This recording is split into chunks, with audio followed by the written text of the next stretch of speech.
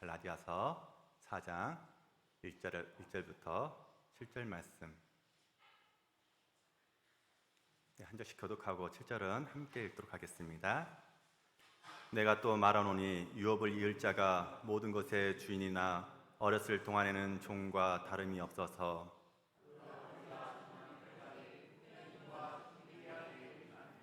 이와 같이 우리도 어렸을 때 이 세상의 초등학문 아래에 있어서 종 노릇하였더니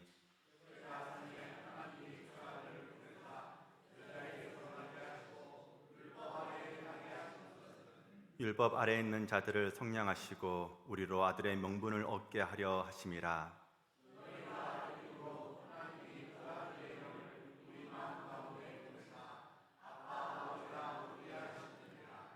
그러므로 내가 이후로는 종이 아니요 아들이니 아들이면 하나님으로 말미암아 유업을 받을 자니라. 아멘. 때가 참에 우리가 자녀의 명분을 주신 하나님의 그 사랑 가운데 이 시간 같이 은혜 나누고자 합니다. 아이들이 몇 명이 모여 있습니다. 한 아이가 우리 집에 가서 놀자고 이야기를 합니다. 그래, 너희 집에 그럼 놀러 가자 하고 그 아이 집에 놀러 갔어요. 그 아이 집에 갔는데 어르신이 한 명도 안 계시네요. 부모님들이 일하고 집에 아무도 안 계시는 거예요. 언니, 오빠, 형들도 없는 거예요. 말 그대로 어린이날이 된 겁니다. 신나게 뛰어놀고 돌아다니고 숨바꼭질하고 서로 쫓아다니면서 열심히 집에서 놀아요. 그렇게 신나게 놀다가 꼭 문제가 생기죠. 무언가를 하나 부서뜨립니다. 깨집니다. 그 실의 한가운데 있는 것이 무엇이죠? 제법 큰 어항 같은 것이 있죠. 어항을 걸려서 넘어졌습니다. 어항이 깨졌어요.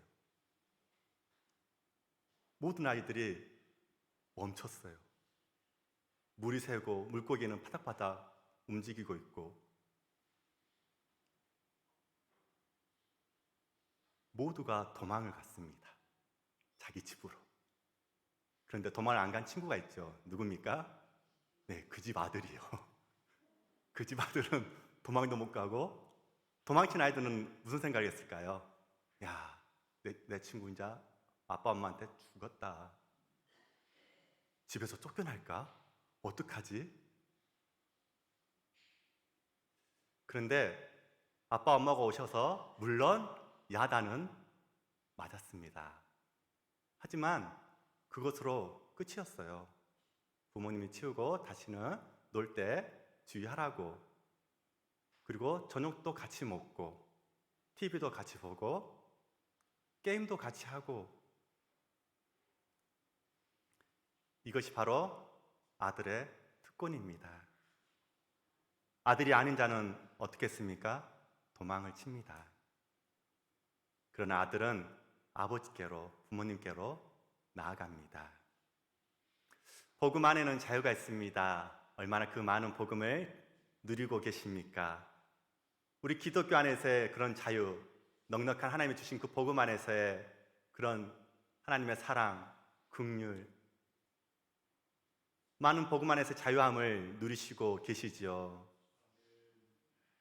그러나 자유만이 모든 것이 아닙니다.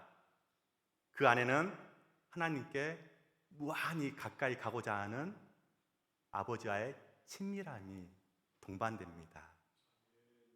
어떤 신학자는 말씀합니다. 종교의 본질이 체험에 있다고 이야기합니다. 한편으로는 이 말이 맞는 말입니다.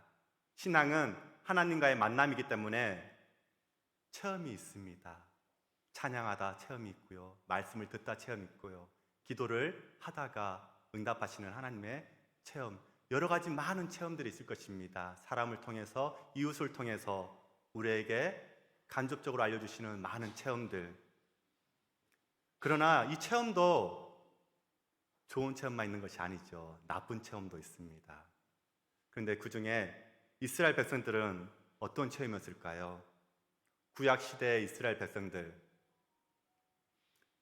이스라엘 백성들은 어디에서 만났죠? 하나님을 광야에서 만났습니다. 하나님의 그 놀라우신 전폭적인 사랑도 있었지만 어떻습니까? 말을 안 들으면 죽어. 불뱀을 보내시고 죽임을 보내고, 하나님의 말씀을 안 들었으면 집에 뽑아서 그 족속을 죽이고. 어떻습니까? 구약이 안 태어난 것을 감사드리지요. 무섭고 두려운 하나님이었을 것 같습니다. 한편으로는. 그런데 이제 우리 복음 안에서는 어떻습니까? 너무나 귀한 하나님의 만남이 즐거운 만남으로 되어 있지 않습니까? 이 복음 안에서 이제 하나님께서 우리에게 주신 선물은 바로 아주 친밀하고 가까운 아버지를 만나는 것 같은 체험을 우리에게 주신다는 것입니다. 그 연결 통로가 예수 그리스도 십자가의 복음입니다. 오늘 본문이 우리에게 말씀하고 있는 것은 우리에게 주어진 것이 얼마나 귀중하고 특권인가 하는 것을 말씀하고 있습니다. 오늘 찬양을 인도하시면서 처음에 기도하시면서 말씀하시더라고요. 이 예배를 드리는 게 얼마나 큰 특권인지, 얼마나 큰 특권인지 아시겠습니까? 찬양하며 예배 드리는 게 얼마나 큰 특권인지, 그동안 코로나 때문에 이것을 누리지 못했던, 이 특권을 누리지 못했던 우리들의 모습, 신앙 안에서 많이 벗어난 모습들 얼마나 많았었는지, 이제 이 특권을 마음껏 누리시길 바랍니다. 바로 하나님은 때가 참에 단순한 자유가 아닙니다. 하나님 아버지께 무한히 가까이 나아갈 수 있는 특권, 즉 우리를 자녀 삼아 주셨다는 것이죠. 오늘 본문 4절을 같이 한번 읽어볼까요? 읽겠습니다. 때가 참에 하나님이 그 아들을 보내사 여자에게 나게 하시고 율법 아래 나게 하신 것은, 때가 참이라는 이 원어를 직역하면 그러나 시간의 충만함이 이르렀을 때라고 이야기를 합니다. 일반적으로 물리적이고 양적인 시간의 개념을 나타내는 말이죠. 하지만 여기서는 단순히 물적 시간의 개념뿐만 아니라 2절과 관련해서 아버지의 정한 때에서 이야기를 합니다. 즉 하나님이 주관적으로 작정하신 특별한 의미를 지닌 시간을 우리에게 말씀하고 있습니다. 여기서 그 시간에 대해서 두 가지만 이야기해 본다면은, 우선은 이 시대에 이 율법에 대해서 이야기를 하고 있습니다. 율법의 무능력에 대해서. 이 당시의 율법 너무나 무능력했습니다. 지도자들은 타락했고요. 또한 율법은 구원의 역할을 감당하는 게 아니었습니다. 율법이 그들을 조이고 있었습니다. 형식적이었습니다. 그래서 복음이 들어온 순간 이 갈라디아 사람들이 엄청 환호했던 것입니다. 처음에는. 또한 그 당시의 시대적 배경을 보면은 로마가 모든 것을 지휘하고 있는 이 세계, 그 안에서의 모든 정치적 통일성과 상업, 교통의 발달을 통해서 그와 더불어 헬라에 의한 언어적 통일까지, 쉽게 말해서 복음이 세계적 전파할 수 있도록 딱 그 시기에 예수 그리스도를 보내주신 것입니다. 이처럼 세계의 역사를 주관하시는 하나님은 우리를 구원하실 계획을 수행하심에 있어서 가장 적절하고 완벽한 때, 즉 때가 찬 시점에 그리스도를 보내주셨다는 것입니다. 또한 그 아들을 보내사라는 말씀에서 이 보내사라는 말은 바로 파송하다는 뜻을 보내고 있습니다. 또한 이 동사는 특별한 인물을 주어 보내다라는 의미 또한 담고 있습니다. 하지만 이 동사는 보냄을 받은 당사자가 보낸 사람이나 장소, 지위에 기속되어 있음을 강하게 이야기하고 있죠. 그 아들에 기속되어 있는 하나님, 즉 하나님의 아들임을 오늘 말씀은 우리에게 알려주고 있다는 것입니다. 하나님께서는 때가 차고 난 뒤에 아들을 보내주셨습니다. 그 이유는 무엇일까요? 우리는 할 수가 없구나. 우리는 부족하구나. 우리는 하나님 앞에 나갈 수가 없는 죄인이구나 라는 것을 깨닫게 하시고 계십니다. 즉 예수 그리스도를 유일한 구원의 길로 영접하도록 하기 위해서 그 시대에 보내주신 것입니다. 하나님께서 주신 이 복음의 길을 존귀하게 받아들이러 그들의 마음을 열어놓으신 것이죠. 우리가 참으로 그리스도께 주신 이 구원의 길을 기뻐하고 전적으로 받아들일 수 있는 환경을 주님께서는 준비하고 그 시간에 보내주신 것입니다. 우리가 빨리 깨달을 것이 바로 이것입니다. 그리스도가 아니면 우리를 하나님께서 이토록 담대하게 할 수 있는 것이 없다는 것, 우리를 구원하실 수 있는 분은 예수 그리스도이면 그리스도 아니면은 아무도 없다는 것. 하나님께서는 아들과 약속을 하십니다. 아들이 인간의 몸으로 오셔서 율법의 모든 조건을 다 충족시키고 죽게 하십니다.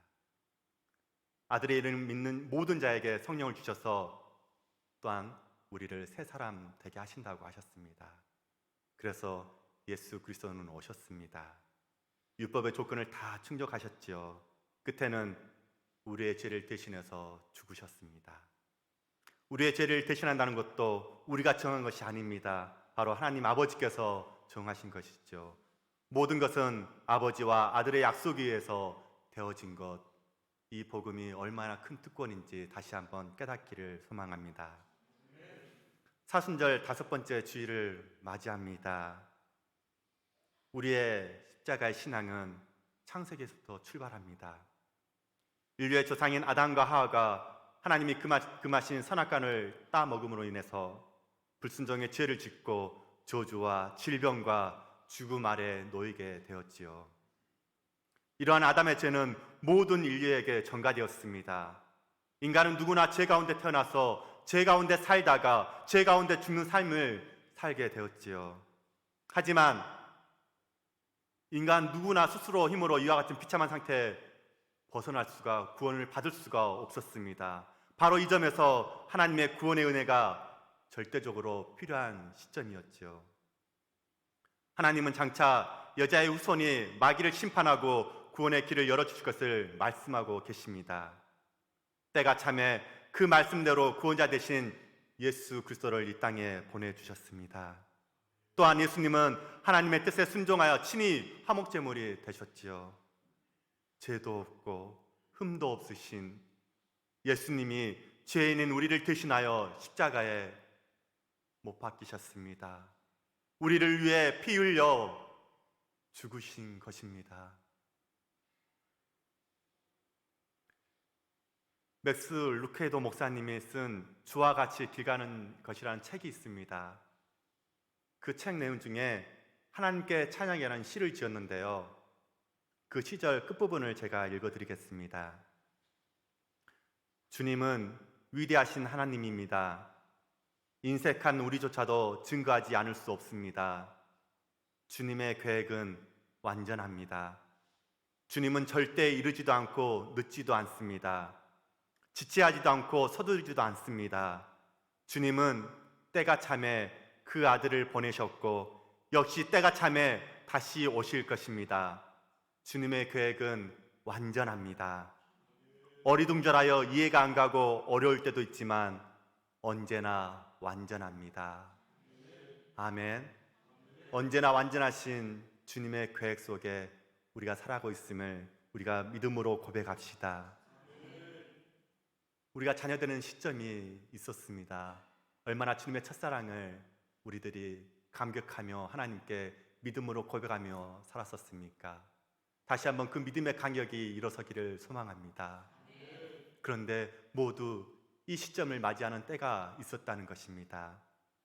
자, 재산이 아주 많은 부자가 어린 아들을 두고 죽었습니다. 부자인 이 아버지의 재산이 아들에게 다 상속받겠지요. 그런데 이 어린아이가 지금 받을 수가 있습니까? 아닙니다. 우리 본문 1절하고 2절 같이 한번 읽어볼까요? 같이 읽겠습니다. 내가 또 말하노니 유업을 이을 자가 모든 것의 주인이나 어렸을 동안에는 종과 다름이 없어서 그 아버지가 정한 때까지 후견인과 청지기 아래에 있나니. 너무나 잘 아는 상식적인 이야기이죠. 성인이 되면은 재산이 물려받든지 아니면 친척에서 어떤 분이 오셔서 대신 그 재산을 관리해 주신다든지 여러 가지 많은 법적인 조언들도 있을 것입니다. 그런데 이 재산은 그 아이가 쓸 수 있나요?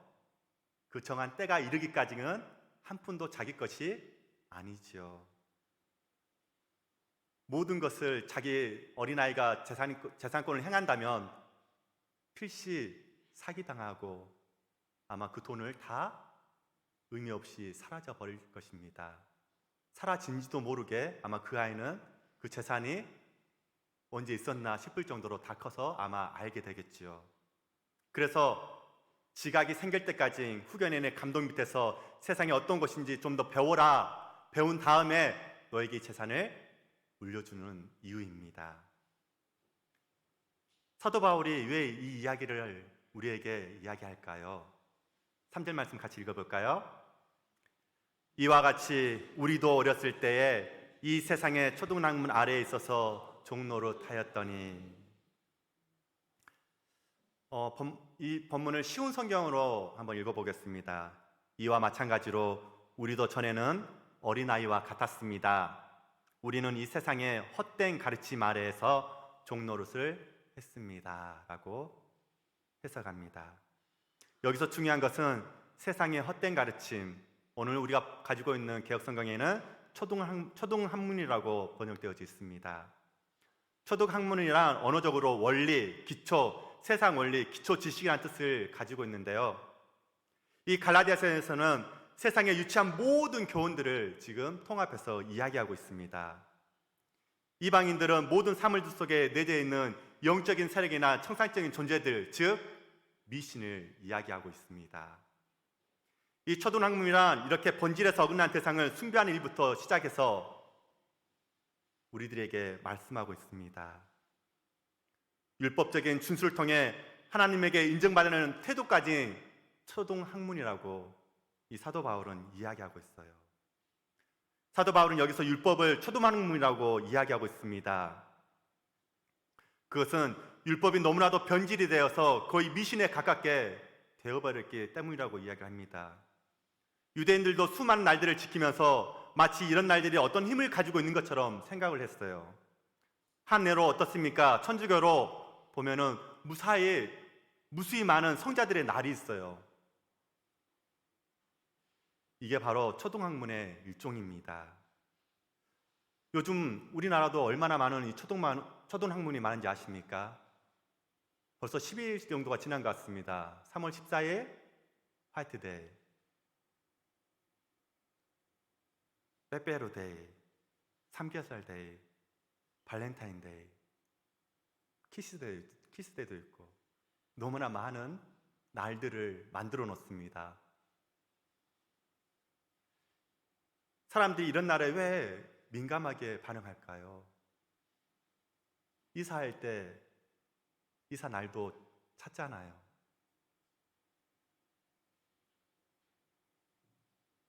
그것은 하나님을 모르기 때문입니다.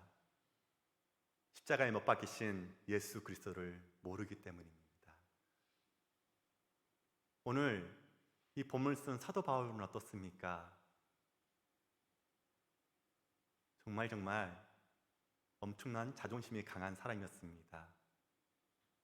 사도 바울은 예수님 만나기 전까지는 최고인 사람이었습니다. 자기가 하나님을 제일 잘 섬기는 줄 알았습니다. 교회를 무너뜨리는 것이 하나님의 뜻인 줄 알았습니다. 그래서 예수 믿는 사람들 잡아서 감옥에 가두는 게 늘 즐겁고 그 일이 최고다고 생각했습니다. 역시 나는 최고야. 역시 나는 좋은 가문에서 자랐지. 나는 바리새인 중에 바리새인이야. 정말 자랑할 것이 많았던 사도 바울. 그런데 예수님을 만나자 어떻습니까? 완전 깨져서 나는 아무것도 아닙니다 라고 고백합니다. 주님만이 나의 모든 것이 되십니다 라고 고백하는 사도 바울의 이 고백. 이와 같이 예수님을 만나서 얼마나 우리들이 믿음의 고백을 드렸습니까?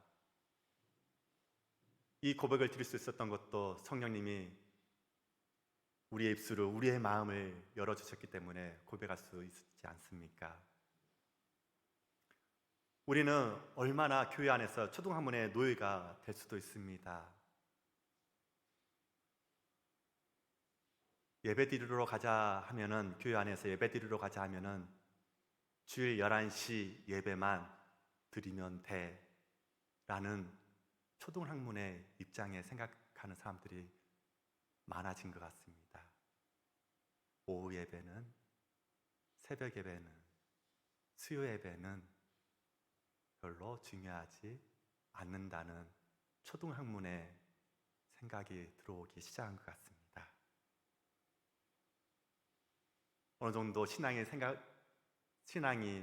살아다 보니까 내가 이 정도 신앙이 됐으니 이 정도 이렇게 하면 돼 라는 생각들이 우리 안에 쌓이기 시작하게 된 것이죠.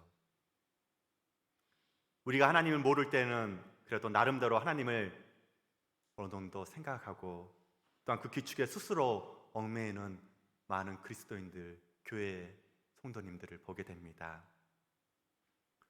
오늘 이 부분에 대해서 다시 한번 깨닫기를 원합니다.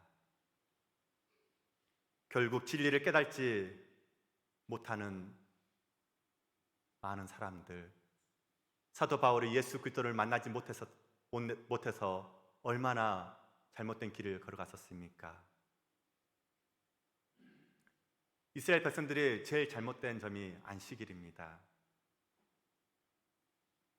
안식일은 그 하루를 완전히 일을 하지 않아도 하나님께서 그들의 먹고 사는 문제를 책임져 주시며, 안식일만이 아니라 삶 전체를 책임져 주신다는 많은 의미가 그 안에 들어있는데, 그러나 그들은 안식일을 더 잘 지키기 위해서 안식일에는 병원도 가지 못하고 약도 사용해서는 안 된다는 안식일의 종이 되어버렸습니다. 하나님은 때가 되어서 우리를 자녀 삼아 주셨습니다. 그 십자가의 복음 안에서 그 자유함을 누리고 계십니까? 아니면 종의 모습으로 살아가고 있으십니까? 성령님께서 하신 일은 딱 한 가지입니다. 그것은 예수님의 일입니다.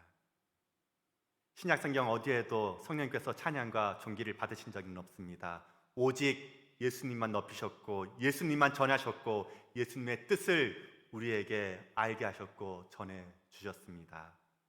그러므로 성령으로 충만한 사람은 예수님만 전하고 예수님만 높이고 예수님의 가르침을 따라 살게 된다는 것입니다. 즉, 성령 충만은 예수님 충만입니다.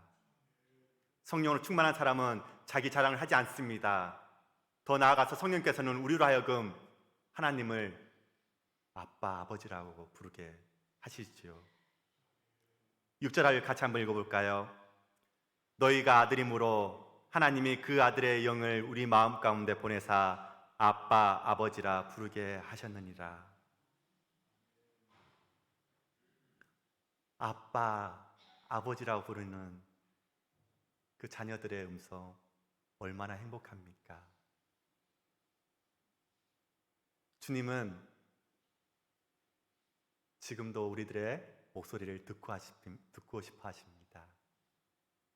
우리 자녀들의 옹알이를 했던 모습들 얼마나 귀엽습니까? 얼마나 행복합니까? 아까 찬양하면서 2층에서 하원이가 엉덩이를 실룩실룩 하면서 손뼉 치니까 서로 그냥 유리창을 조금씩 두드리는 그 모습만 봐도 너무나 귀엽고 행복한데, 아빠, 아버지라고 불렀던 자녀들의 그 목소리 기억나십니까? 나한테 아빠라고 불렀다고, 분명히 아빠라고 불렀다고 얼마나 우기면서, 엄마보다 아빠가 먼저 들렸다고. 아빠들 이거 많이 우기죠.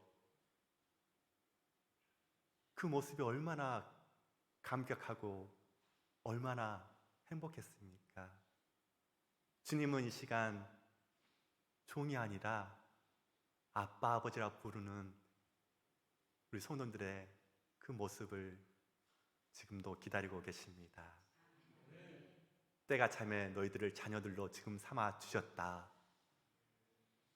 자녀인 너희들이 아빠, 아버지라 부르라고 이야기를 하십니다.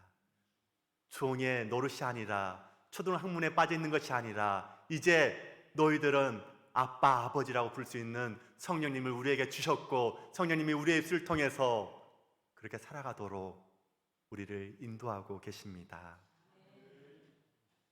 그러므로 우리를 사랑하시는 하나님께 이렇게 고백합시다. 아빠, 아버지 감사합니다. 그 사랑의 감동 속에서 살아갈 수 있는 우리 성도들 되기를 축복합니다. 말씀을 마무리합니다. 우리의 모습, 하나님께서는 우리의 모습 이대로를 너무나 사랑하십니다. 이제 옛 모습이 아니라 지금의 모습, 또한 새 사람으로 우리를 변화시켜 주실 그 모습을 주님은 사랑하십니다. 뿐만 아니라 우리를 위대한 하나님의 상속자, 자녀로 삼아 주셨습니다. 이제 우리는 이렇게 이야기합시다. 그래, 우리는 한때 종이었어. 하지만 하나님이 우리를 그분의 아들로 자녀 삼아 주셨지. 어떻게 우리가 옛 종살이 종으로 다시 돌아갈 수 있겠습니까? 이제 우리는 하나님을 몰랐기 때문에, 하지만 이제는 하나님을 압니다. 하나님이 우리를 자녀 삼아 주셨습니다. 우리가 옛날의 무지함으로 다시 돌아갈 수 없지 않습니까? 하나님의 은혜로 우리는 한때 우리가 어떤 존재였는지 기억합시다. 다시는 그 종의 자리로 돌아가지 않도록 이 시간 결심합시다. 하나님이 우리를 어떤 존재로 만드셨는지, 그 존재는 하나님의 아들입니다. 하나님의 딸입니다. 우리를 자녀 삼아 주셨습니다. 그것을 기억합시다. 우리의 삶을 그 하나님께 다시 한번 맞추어 달려가고 나아갑시다.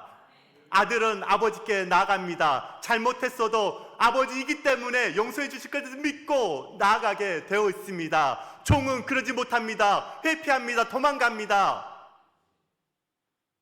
우리의 아버지이기 때문에 우리의 죄를 용서해 주실 것을 알기에 우리가 아버지께로 나아갈 수 있는 이유입니다. 하나님의 자녀답게 가슴을 당당히 펴고 하나님의 주신 축복을 누리며 살아가는 우리 성도 여러분이 되시기를 주님의 이름으로 축원합니다. 기도하겠습니다.